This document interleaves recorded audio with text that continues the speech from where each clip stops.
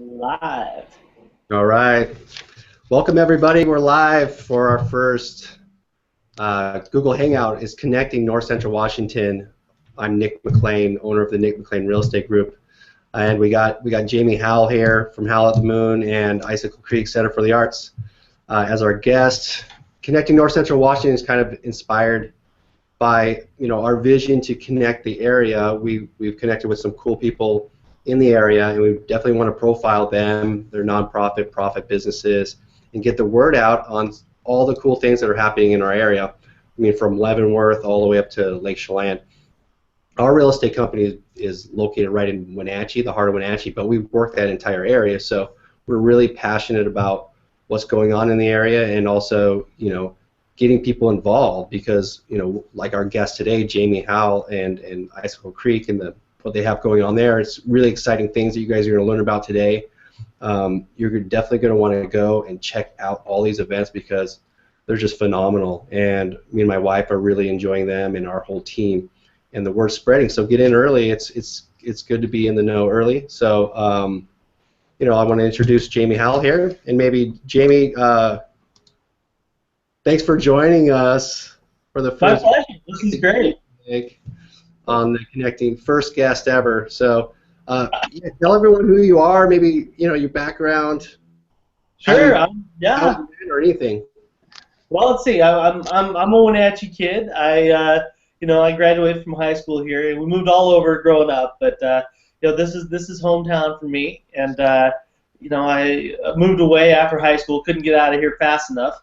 Lived lots of different places, working as a journalist. But then realized, hey, it's pretty cool back home. So moved on back and started a family, and it's been a wonderful place to live, especially once I realized that I could be in Wenatchee and do the kind of things that I really wanted to do.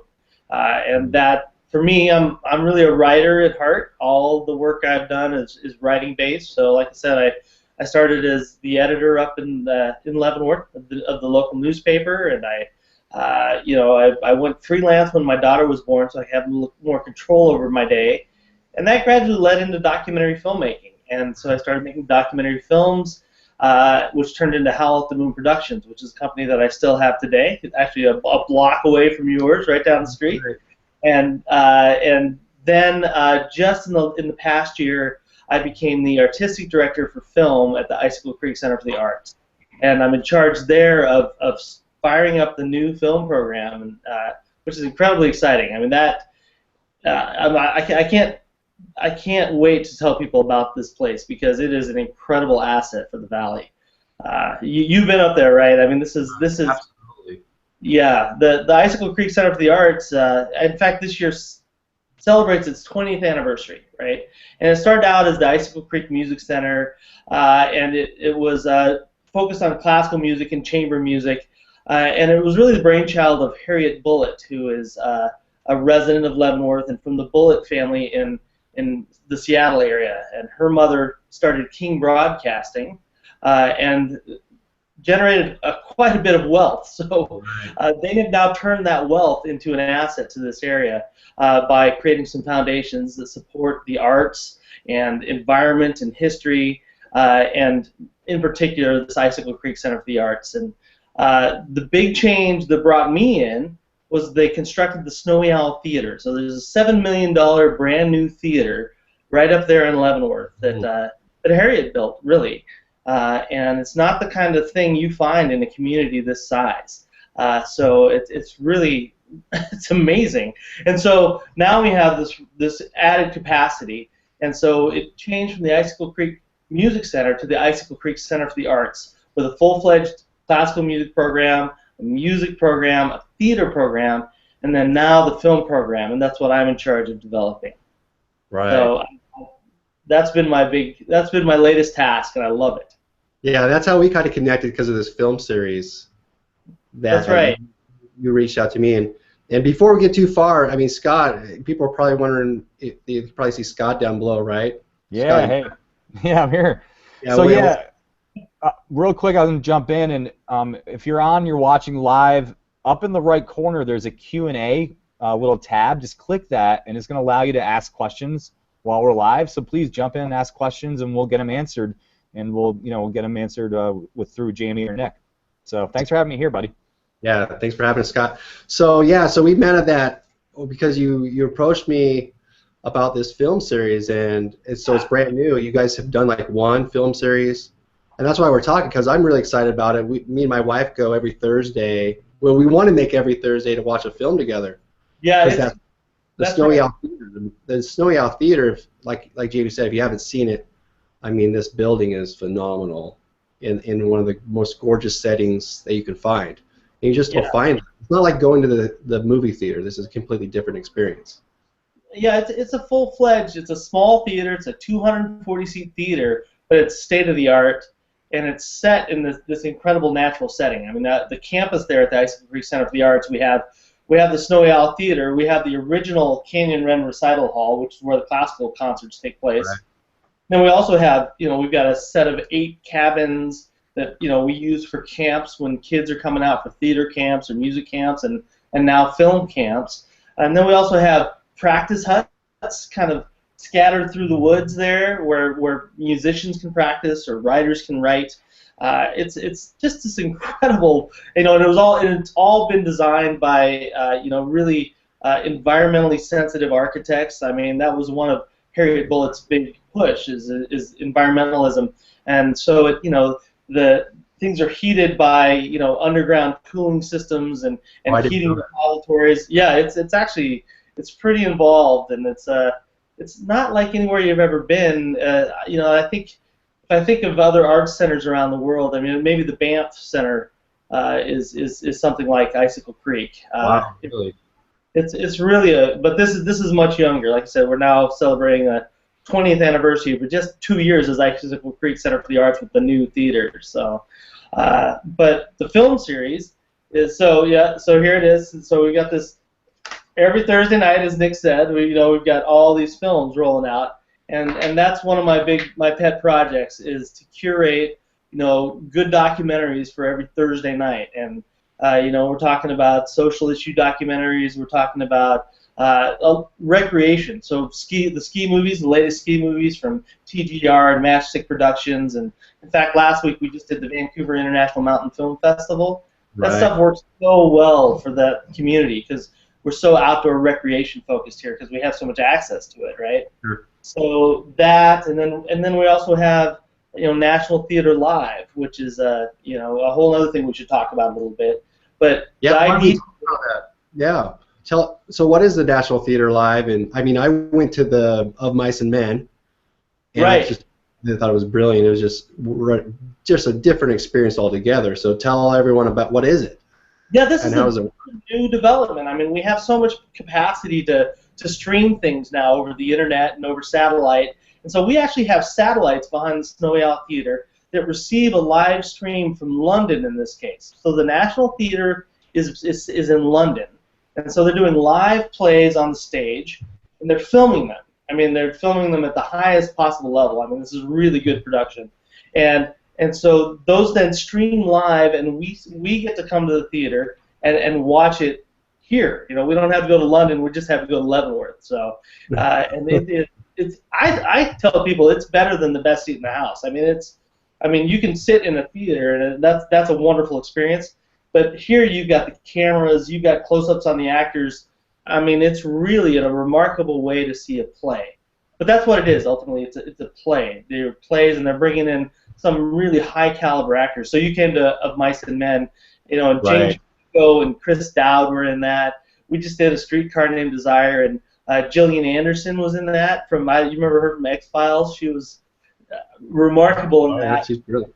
In fact, and Thursday this week, in 4 days, 2 days, we've got Treasure Island streaming in, and it was like a kind of a family production, but it's a live play from London, so it's really quite an experience.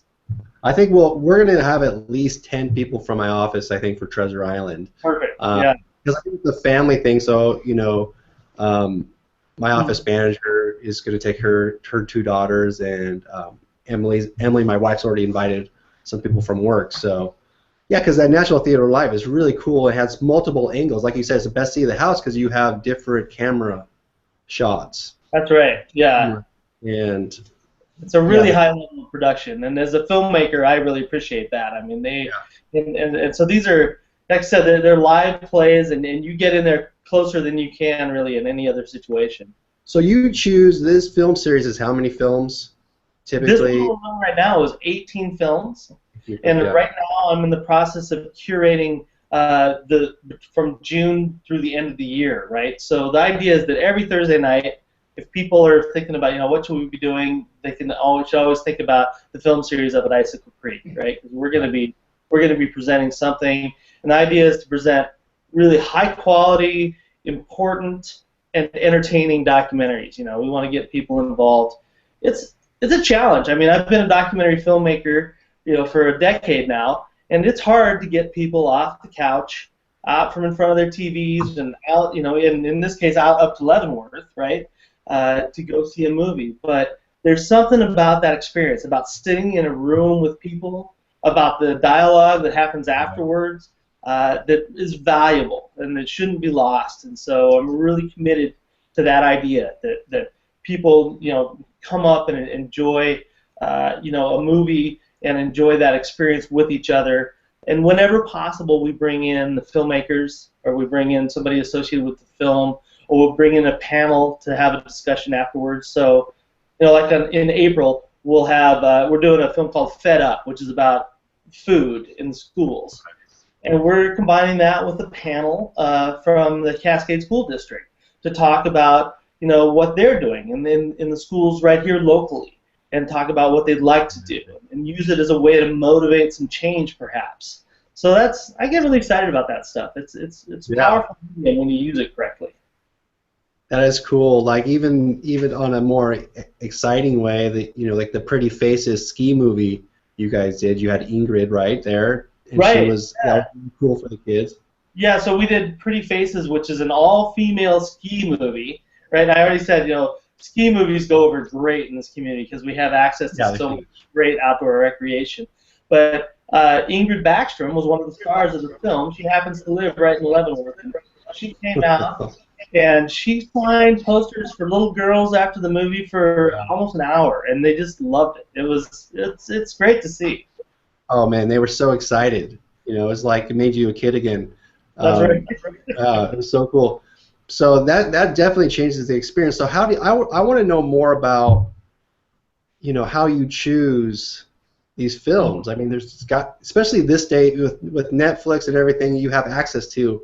It's hard to choose a good film because you don't want to waste 2 hours of your life. So that's what I love about this is I get to have an expert like you choose a film for me that I'm going to like. It's like having being on a wine club and the person, the sommelier chooses the wine for you. I like that part of it. So how do you go about that process? How's your process look to choose these films? Well, that's right. It is a curation process. And so basically I watch a lot of movies. A whole lot of movies. Like just for the Vancouver International Mountain Film Festival, they send you a traveling slate. So I had to watch 30 movies to cull, the 8 that we ultimately showed. And so I stay abreast of the movies that are coming out. We look at all the festivals. We try to scan for the movies that are winning the most awards. In fact, one of the things that's coming up, March 20th and 21st up there, is called the Vox Docs Film Festival. And we have a festival director, Rick Ray, who does a great job of doing this. And that's exactly what we do there is he looks at the movies that have won the most awards at all the big festivals this year. So Sundance and Tribeca and Toronto, and he's looking at those, and then we bring them all together in one weekend. Right. So like Citizen 4 just won the Academy Award a week ago, 2 weeks ago. So we'll be showing that. We'll be showing the Overnighters. But what's also cool is that we're also bringing in people associated with the film. So the Overnighters is about the oil boom in North Dakota, and the pastor, who is the star of the movie, will be there. He'll be there to do a Q&A after the film when we show that. And there's another phenomenal film called Keep On Keepin' On about a blind jazz piano prodigy and his 80-year-old mentor. So it's a beautiful film, incredible music, inspiring as can be. So we get to see the movie, but then that piano player is going to be at our theater playing. So, I mean, that's the kind of thing that having that theater, makes possible. So it's really, and it's kind of like, if you went to the movie theater and you watched the movie with Brad Pitt, and then Brad Pitt came out and talked to you after the movie, right? It's bigger, it's larger than life, and so I mean, it's incredibly inspiring to watch a movie, to get a sense of what's actually happening in the bigger scale, and then you see the person live and have the chance to experience them in person. So I don't know, I get really excited about those things that we have going on up there. It's quite an asset. I can't. I think everybody should be there every Thursday, every time. I just think it's good stuff. That's the goal. It's pretty cool. I mean, if you're going to spend 2 hours or 3 hours, there's not very many places you can experience this. And one of the things we're actually, I don't know if we mentioned this, but we're the sponsor, right, for this series. That's right. Our company. Our first sponsor. Our first sponsor, yeah. So appreciated. And part of the thing that brought me, that it kind of was the clincher to be the first sponsor, was the vision of the film festival, or like the film, not festival, but the series, and having you on board. So, I mean, talk to me more about that, because it may have changed since we talked last, but what's the vision of this, and where can it go, or what can it become? Well, the idea is to, well, I mean, there's nowhere in the valley, there's nowhere in this region that's presenting documentary film, right? So that's really, I mean, it's my own personal interest, right, is documentary film. I think it's important. I mean, the reason I got into it was, it's a communication tool, right? It allows us, it encourages us to think about issues that we might not ordinarily think about. It gives us information in a very accessible way, right? In a couple hours, as opposed to, reading, umpteen articles and then, doing all the research. I mean, documentaries are a very quick way to get a lot of powerful information. It's very accessible for people. So there's nowhere doing that around here, and so that's the vision, is to make that accessible. We have a theater there now where we can program that in every week, and so that's what I want to make happen. And then the other part of it is to continue to acquaint people with the asset that we have here at Icicle Creek. I mean, so that's why the ski movies are great. That's why we're doing one called On Any Sunday, which is a motorcycle movie. That's not a crowd that traditionally comes through Icicle Creek, but that's the goal. We want to get different people, say, hey, look, we've got this wonderful theater here. Come on out. There's a lot of good stuff happening. So I'm programming with that in mind as well. To get different types of people in. So, but it's definitely social issue. Some environmental issues, like we just did Chasing Ice about global warming and glacial melt, beautifully shot. We've got the plays. We've got also a music series. So we're doing, we did Sound City about, from Dave Grohl from the Foo Fighters, and we're doing the 78 Project, which is about, a group that goes around and records folk artists around the country. And then also, so there's the sports, the music, and the outdoor rec, and then the plays. So we're trying to, keep it broadly interesting, right? It'd be kind of a drag to have, a heavy documentary every Thursday night, a doom and gloom. Chasing Ice was beautiful, but it was pretty heavy, I gotta say. It was. Yeah, it was. Yeah, but some of the photos in that movie, Chasing Ice was about glacier and kind of the iceberg project, wasn't it? It's something about that, how they filmed the glaciers kind of receding. But the videography and the photos in that were worth the trip alone. Yeah, breathtaking. That's right. And sometimes it's the big screen, right? I mean, that's what the movie theater experience is about too, right? Seeing it blown up, in kind of all its glory. So that was a good movie for that. So that's the kind of thing I'm looking for too. I was gonna say that scene where that iceberg turns over, that must have been amazing on the big screen, man. Oh my God, I love that. That was a great movie. Yeah. I mean, they juxtapose. They put Manhattan on that iceberg so you could get a sense of scale. I mean, it was like Manhattan just rolling over in the ocean. Yeah, incredible. That's what I love about film. I mean, you really can drive home points, you know, and they're memorable. So that's what we're after, for sure. So I mean, you're a filmmaker. You have a lot of experience in documentaries. I mean, what amazes me, these films must take a long time to make. Is it different? I mean, is that different than a normal film, or? No, I mean, well, I mean, if you're talking about Chasing Ice, right? They were shooting over, you know, the course of a decade, right? Trying to get these shots. You know, documentaries they're hard to make. I mean, they take years, and you know, usually, I mean, it's the projects we've done, like Pedal Driven, we did about land use out here, is a bikedocumentary about mountain biking and the incursion onto public lands and that kind of that battle between mountain bikers and land and, you know, the forest in this case. That was about a 3-year project, and that's a low budget documentary because they can be incredibly expensive to make too. So these filmmakers are going to great lengths to get these messages across and share these stories. So that's one of the things that, I mean, I have a great respect for documentary because I know what goes into it. So these films are, I mean, it's a very different process than what you see at the movie theater, you know, and in scripted films, right? A narrative film has a script, and you hire the actors, and you build the sets, and that's an incredible process too. But documentary is its own thing. I mean, you have to go access these places and these people and gain their trust, and then you gather, you know, reams of material, hours and hours, hundreds of hours of footage. And then you have to sort through that to put something together that's meaningful and powerful. You know, that's an hour to hour and a half long, and that's quite a process. So I have a lot of respect for these guys who are doing it well, and that's what we're trying to bring in, is the people who are doing it well. So when you're doing a documentary, I'm just fascinated by that. Do you even know what the storyline is going to be or how it's going to end?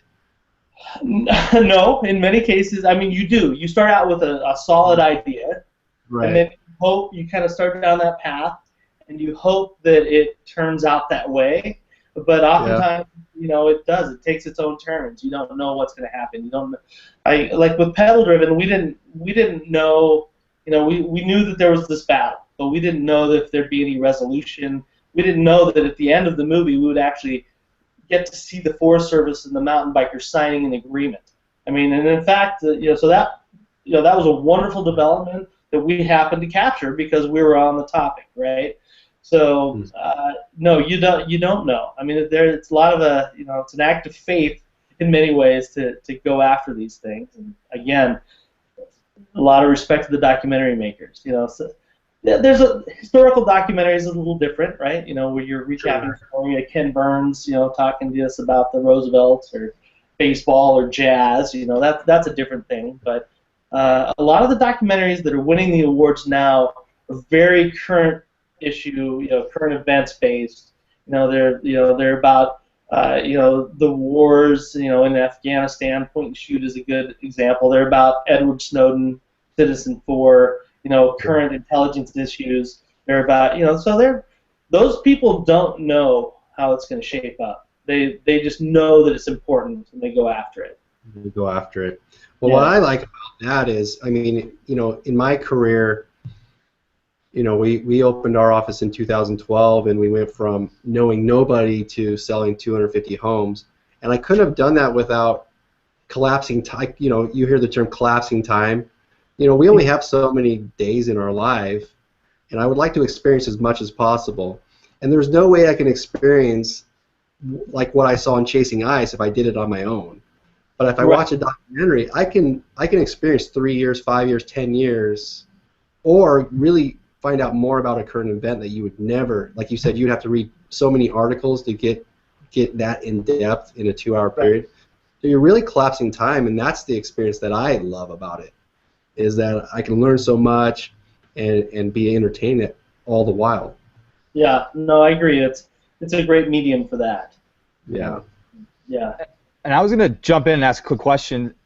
Talk, Jamie, a little bit more about you know, what this is doing for the kids as well, that you're getting this information to, you know, in these film series, especially the ones that you can bring kids to, essentially, right?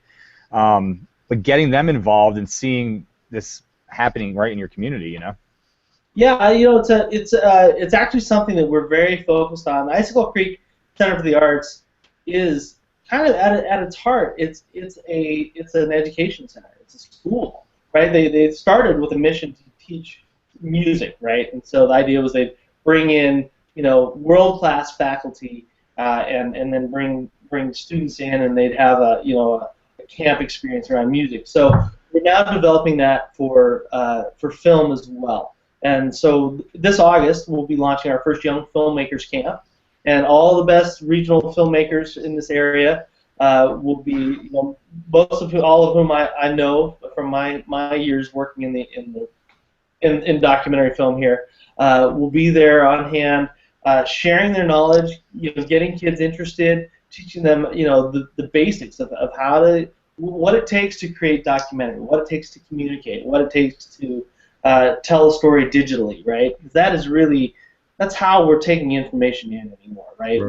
We're on Google Hangouts, we're on YouTube, we're on Instagram and Twitter and Facebook, and I mean that's really how we're taking in information. And so to communicate well, you need to have the skills to take a concept and develop it, produce it, turn it into something accessible for people, and that's quite a skill set. And so that's what we're developing at Icicle Creek.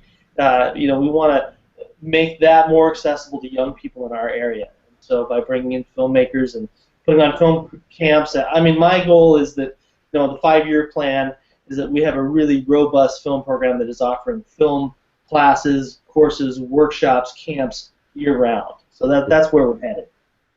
And then the film series, of course, is that's there because I think it's important for people to watch this type of stuff. And so we just met with the Wenatchee Valley College today, and they have film and culture classes there, just to get them involved, right? Because it's just like I said, there's a lot of noise out there. It's hard to get people off the couch on a Thursday night into a theater to watch a documentary. But when they do it, it can be so rewarding. So we're gonna keep pushing that. We're committed to that. And so far, the response has been really positive. I think people want to see this. So on that camp, do you actually have a camp scheduled, or is that coming up? Or we do. The first Young Filmmakers Camp is going to be August 17th through 21st. It's a day camp, Monday through Friday, for kids 11 through 15, and we're doing air, land, and water. So it's really cool because they're going to get instruction on shooting. They're going to also get a chance to operate some drones. Everybody wants to fly a drone, like with a GoPro on it, and then also some underwater shooting.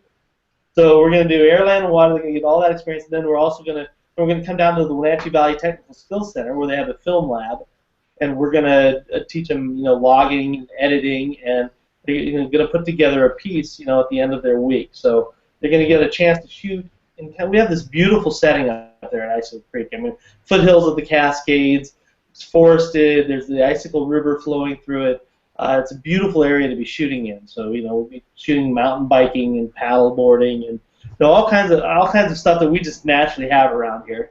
And then the kids will get to put together a movie and have that experience of thinking about developing a concept and walking it through to completion, right? To outputting it and being able to show it on a screen, or upload it to YouTube or wherever they would like to. So yeah, we're very excited about that. That's awesome. That's awesome. So, what you got any questions that are on your mind, or Jamie? I'm thinking I know everyone's going to want to know how to get more information, and we'll definitely talk about that at the end. Yeah, that's all I was going to say. I guess the only other thing I was thinking about asking, we talked about the camps and the education programs. Is there any other programs that you have going on, Jamie, for the kids at the center? Yeah. There's a film camp, in addition to the film camp, there are theater camps. So we do theater drama camp, so a week-long drama camp, and then a week-long musical theater camp. And then there are also the music camps themselves, where for classical musicians. Those are, and then like we just did last week, we did a theater presentation called Cinder Werewolf. Our artistic director, Henry Heddick, kids auditioned on Sunday, practiced all week long, learned 2 plays, and presented their play the next Sunday to a full house. So that was, that's a lot of fun.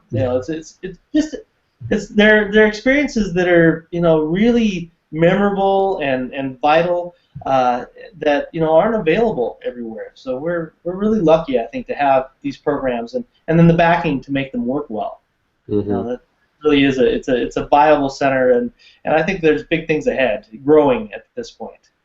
Yeah, definitely. Well, I mean, it takes a really strong group of really talented people, and I think you guys have a lot of talented people. Is there anyone, I mean, who else is with you that is making all this happen? Well, yeah, it is actually. It's a really good group of folks. I mean, we've got our general manager, Rebecca Riker, and then our director of program development, which is Michael Kammerer, and we have a staff of about 6 people, which is small, but then that's supported by a whole team of artistic directors. So I'm also the technical services director, which puts me in charge of that theater, which is great. I love that. But then I'm the artistic director for the film program. So we have artistic director for music, artistic director for theater, and then various artistic directors for the different programs. So there's a summer symphony program that Dan Jackson is head of, and Annie Chalmers from Kashmir. So it really does pull in a lot of the best artistic minds in our area, and helps, connects them with our children and our community. So it's just going to grow. There's going to be a lot more people as this thing continues to develop. So I'm happy to be part of it. It's a great team right now. There's a lot of energy, right? It's always nice when you land in a place, where there's fresh, energy and enthusiasm, and I really feel that's what we've got right now. Yeah. Absolutely. But my computer is not showing the enthusiasm it should right now. Would you guys talk for a minute while I get a plug-in for this? Because I would hate to cut out. So give me 10 seconds. Well, Nick, so while Jamie's doing that real quick, I know we're going to talk about where they need to go to get more information about Icicle Creek and everything.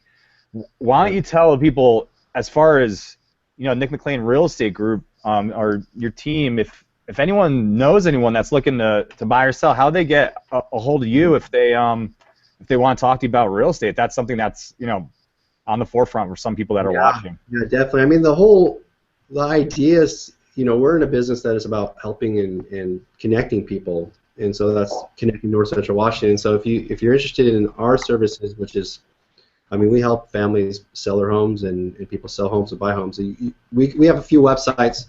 That might be the easiest website, selling SELLING Leavenworth.com, and we also have selling NCW.com. I mean, I have so many websites. And if you're looking to sell your home, it's actually, or like the value of your home, which is really interesting this time of year. Everyone wants to know the value of their home, so you go to ncwhomevalues.com. So yeah, thanks for saying that, Scott. Cool. And then Jamie, that was the last thing we were going to ask is, if people want to learn more about Icicle Creek, where do they go? What are the times of the Thursday night film too? I don't think we mentioned 7 o'clock every Thursday. 7 o'clock every Thursday night. It was real simple, straightforward. It's $10 online, $13 at the door. So it's we try to keep it real straightforward. So you can always count on that. And then all the other events that we have going on, and we have 2 or 3 different events going on almost every week. You go to icicle.org. Icicle.org is the site, and you can find out about any of the upcoming performances.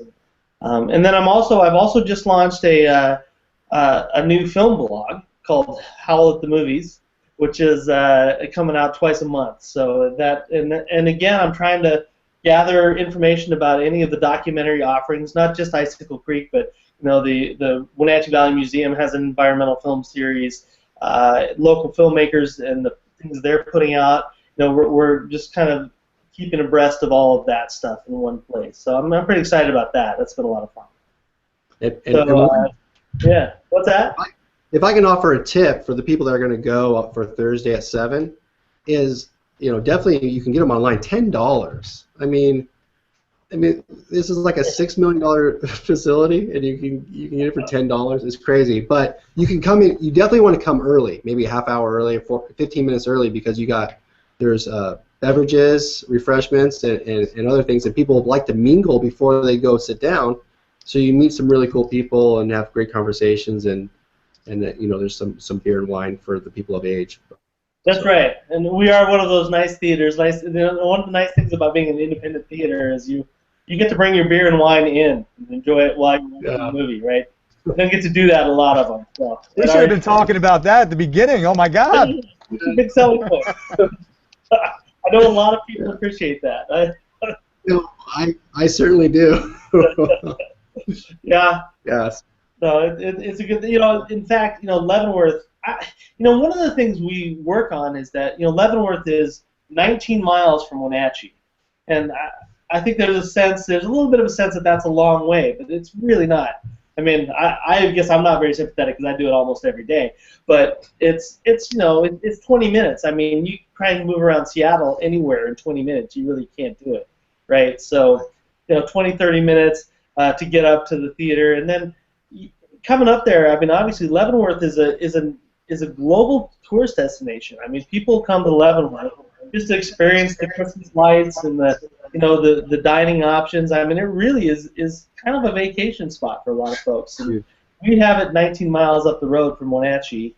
It's quite an asset. So coming up and going to the Kingfisher restaurant there at Sleeping Lady before the show, or the Grotto, which is a great little bar, if anybody, and they serve food as well. Those are all right on the property, because we share property with the Sleeping Lady Resort, which is another thing that Harriet Bullitt built, and then the Icicle Creek Center for the Arts is on the adjoining property, so right around the corner essentially. But yeah, it's a nice evening, really. You can make it a very nice date night. Yeah, it's not very far. I mean, we sell property in like a 60, 100-mile radius, it seems like at times, and we're always going to even Lake Wenatchee. From Wenatchee to Lake Wenatchee, plane. I mean, that's a lot further along, and we're happy to go out there and sell homes. Yeah. Well, it's interesting. People really want to live in this area too. I mean, again, like I said, when I got out of high school, I couldn't get out of this place fast enough, right? It was just like, Wenatchee, and that's so small town. Give me it. Then you go around and you look at the rest of the world and you go, wow, we really have some assets there. And I even when I came back to town, I kind of came back kicking and screaming, wasn't quite ready to move home, right? I couldn't be in a better place. I mean, living here, raising my child here, right. I mean, we're so fortunate to have, and then. I hear people. They tell us at the chamber in Leavenworth. People are always saying, "How do we live there?" We come and visit, but how do we live there? And it's really there's a high demand for this type of a lifestyle. So we're pretty lucky to be where we are.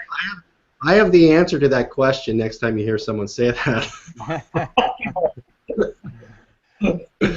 Well, Nick, why don't you wrap us up, buddy, and again, tell people what to expect. We're going to be doing, if it's not every month, at least every other month. So tell them a little bit about what you're planning for this type of series, with these hangouts. Well, I think this is a perfect example. It's about bringing, really cool, really professional, like inspiring people like Jamie on that are, way more talented than I'll ever be, and we can learn from them. And also about all the cool attractions and events and how special we have. You get caught up in this. I think Jamie mentioned, like, you forget how wonderful this place is and everything that's going on. And I've never seen, I've lived here for 10 years, a short 10-year period. That's not a local, if you talk to locals around here. But the change just in the last few years has just been extraordinary, especially in Leavenworth and Wenatchee. And really cool events are happening. one of the ideas I had was, we have a radio show, a weekly real estate radio show on KPQ AM, and that's about educating the community about real estate, because that's what we do. And what has happened over the last 3 years, we've had a lot of positive reviews, and we've helped a lot of people in real estate, and I want to help educate people more than just real estate. And this is a really easy way to disseminate great information and connect people to people in the area and things that are going on. So, I mean, expect some just awesome people on the show, and awesome things that you're going to want to check out, and that we know that it's really important to you. So. Awesome. Well, Yeah. I guess thank you, Jamie, Nick. This has been great. I guess say goodbye. My pleasure. I'm gonna cut. Thanks for coming on and being the first guest. Yeah, my pleasure. That was a lot of fun.